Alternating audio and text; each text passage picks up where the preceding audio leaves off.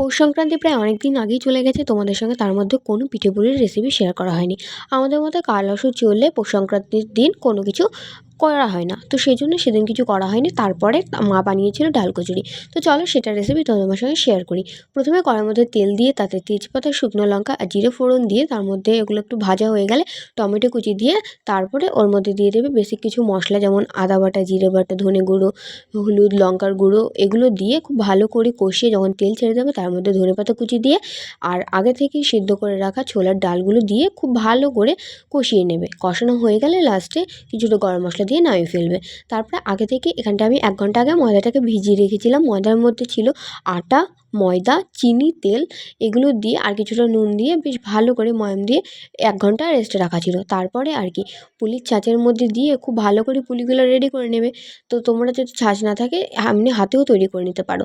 তারপরে আর কি গরম গরম তেলে একদম প্রথমে হাই হিটে দিয়ে খুব ভালো করে ফুলিয়ে নিয়ে তারপর লাস্টে কম আঁচে দিয়ে ভেজে নিলেই রেডি আমাদের ডাল কচুরি। কেমন লাগলো অবশ্যই ভিডিওটা জানিয়ে। দেখা হচ্ছে নেক্সট একটা ভিডিও। ততক্ষণ ভালো থেকো, সুস্থ থেকো, টাটা।